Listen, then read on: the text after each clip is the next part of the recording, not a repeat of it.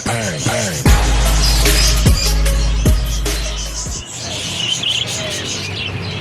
Good morning mga lods. Dito naman tayo. Ayan, kung mapapansin nyo yung mga alaga ko dahil nasa harap nila ako, yung nagkakagulo na. Dahil ang mga yan, sa umaga, pag nakita nila ako, hika nga, alam na this. Ayan, ganyan sila pag sa umaga mga lods. Hindi ko lang natin-picture yan minsan, pero ganyan sila kakulit pag ano. Ibig sabihin mga lods, pag ganyan na yung alaga mo, kilalang kilala ka na. Ano pa lang, bubungat ka pa lang sa bintana, ano na yan, magulo na sila. Mga lods, hindi titigil yan hanggat hindi mo binibigyan ng patoka. Dahil nung isang araw, nasabit yan dahil minsan ina-alternate ko yan minsan na ano, yung pinakita kong gulay, kanin at integra mga lods. Ngayon magsisid sila na pakakainin natin ang favorite nilang seeds. Yan, naman sakay kagat sa palad. Kung mapapansin nyo mga lods, pag kanin at saka gulay, integra, yung mix na yun, hindi sila makulit kasi nga malagkit yun mga lods. Kaya alam din nilang ano yung pinapakain mo kung paano i-steam. Pero ito yan, dambulan sila. Ano rin tao, maingat pag nilang sticky yan ingat sila. Halot, sarap pa kainin yan. Kaya minsan na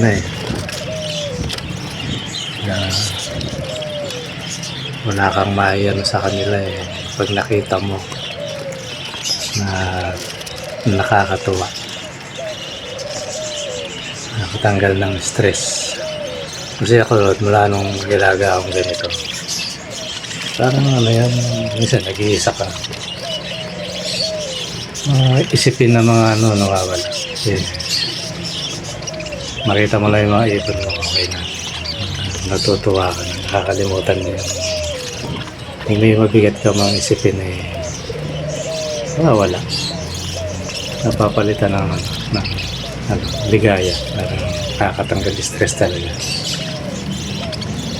Kaya yan mga lods, yan yung epekto minsan ng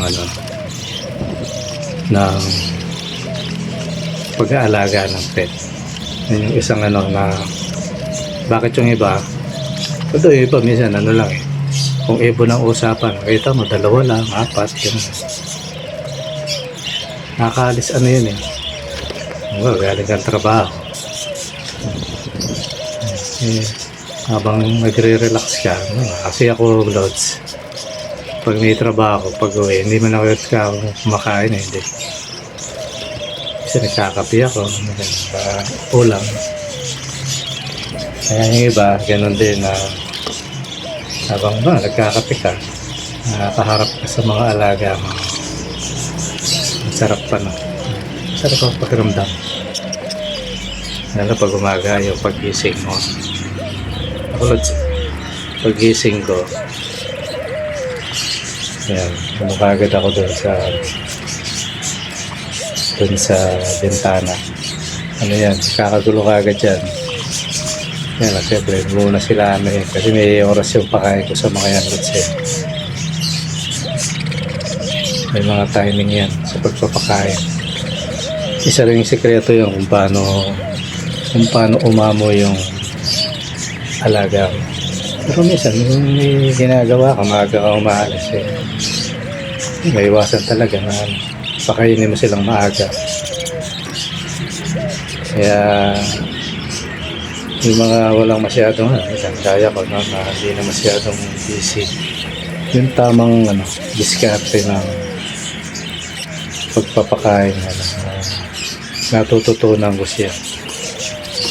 Parang tao rin yan mga lods na alam mo yung pag sobrang aga kakain ka, wala kang gana eh. No, pag yung dumating na yung oras na yung tiyan mo, ano na, yun. Ngayon, masarap, kumain, mag-almusal. Ganon din ang ibon. May timing yan. Kasi nung araw sa probinsya, mga lods, nakita ko yung mga magbubukid. Nag-almusal yan, alas 9. Yung mga magbubukid, makaka-relate yan. Dilim pa lang, pupunta na ng bukid yan. Walang kain yan, lods. San ano lang yan, parang humigop lang ng kapin. Kasi nga, hindi pa eh. Pupunta na ng bukid yan. Pag alas 9, yan, nahatiran. Kasi nung balita ko, isa ako sa naghahatid ng sa bukid eh. Ng almusal. Sama ko yung pinsan ko. Yung pinsan ko. Kung maalala niya. Naghahatid namin yan. Ang kain talaga, alas 9. Alas 9:30, gano'n. Yun, masarap ang kain. Kumbaga, nakatagtag na yung katawan. Sabi kain, masarap siya. So, yun ang pinagpatayan ko, lods. Na ano ba yung magandang timing na pakain. Kasi nagpakain ako ng maaga. Parang wala silang gana eh. Alas 6, walang gana. In-adjust kong alas 7, may ngilan-ngilan lang kaya toto ka. In-adjust kong alas 8, yun, medyo ano. Kaya sabi ko, ang tama siguro patoka, 9 to 10. Yan, pero pinaka-the best 9 yan, 9:30. Ayun, mga lods, ganyan na yung ano nila. Ang mga ganong oras, kung wala ka rin lang ginagawa. Hindi ka rin lang busy. Yan ang tamang kaya ang mga alaga, maamo. Lalo na kung ang trabaho mo, hawak mo. Hawak mo oras mo. O kaya, andyan lang. Andyan lang sa, yun ang tamang tamang pagpapakain. Yan, yung mga lods. So, nandun yung, pag nagpapakain kang ganyan, nandun yung tuwa mo na kinakain mo talagang dambulan. No? Yan mga lods, kaya sa mga iba dyan na hindi na masyadong busy tapos may alaga kayong pet. Yan yung mga timing mga lods. Saka isang beses lang yan. Huwag mo na uulitin sa hapon. Isang beses lang. Siguro bigyan mo man ng bandang hapon. Ako ginagawa ko lang sa mga dahon yan, gulay. Yung iba kasi baliktad gulay sa umaga. Ito ako minsan ginagawa ko rin, pero hindi lagi. Nahuhuli yung yung gulay ko. Ito bandang alas 3 niya.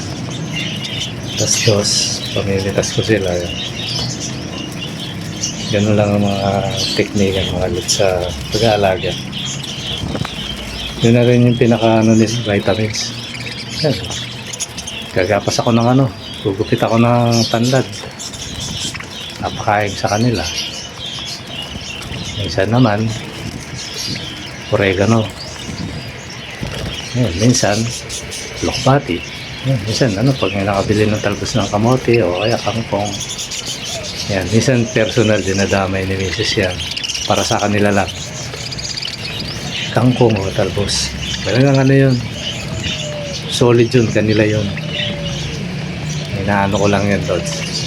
Inababad ko lang yun sa sa baso para hindi agad malanta. Kasi minsan si Mrs. bibili, dami. Hindi na nila maubos agad yun. Pandalawang araw nila yung Lods. Yung iba, pinapakain ko sa bato-bato. Pinagayat-gayat ko. Kaya sa mga dyan, yung kagaya ko rin dati na bibili. Gustong mapaamo yung alaga pero hindi anti. Yan, ganun lang ang teknika. Tapos kung talagang hindi ka busy, waliin mo tumambay sa tabi ka lang, tikit ka sa kids. Masanay sila na hindi ka delikado. Kasi malakas ang pakiramdam niyan mga lods. Pag alam nilang ka, lalayo yan. Kaiwasan mong magsisigaw yung magagalitin. Ako, ayaw ng ibon yun. Kasi kala nila sila yung sinisigawan mo. Kaiwasan nyo yun mga lods.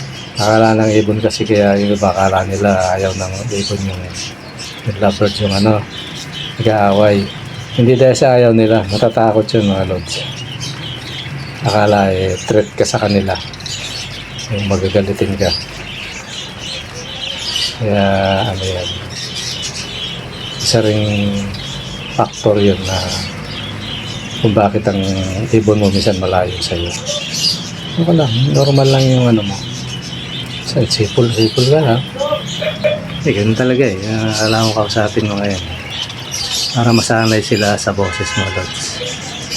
Pag sanay na sanay sa boses mo yan, luspos mo pa lang, alam na lang mga yan. Kaya nakakatuwa mga lods. Kaya yung iba na gustong umamo yung ibon, ganun lang gawin niya. Tsaka siyempre tiyagaan yan. Kasi pag wala kang tiyaga, wala yan. Hindi mo hilig. Kaya ako lods yan. Pag pinapakain ko yan talagang Kaya naisipan ko nga silang i-vlog kasi sayang yung nakatanghod ako na kasi naantok ako kasabi ko yun, naisip ko silang i-vlog. Nag-umpisa na yun. Dati paano lang mga memory lang. Tinokos ko na talaga lods para dumating ang araw, nakita ko yung mga ibon ko na mga inalagaan ko kahit wala na sa akin. Tapos mga naging lahi nila. Yun lang mga lods. So, mahilig sa ibon na kagaya. Kagaya na itong mga to, puro na to. Puro halos babae kasi to. Kaya antay ako ng lalaki para kasi kailangan din mga lods na magpalit ka na rin ng breeder. Yung breeder mo, palitan mo na rin. Kasi itong matanda rin yan. Kaya, yun mga lods. Susunod na video. Shoot tayo kung i-content natin mga lods. Yan, maraming salamat sa panonood. Bye bye.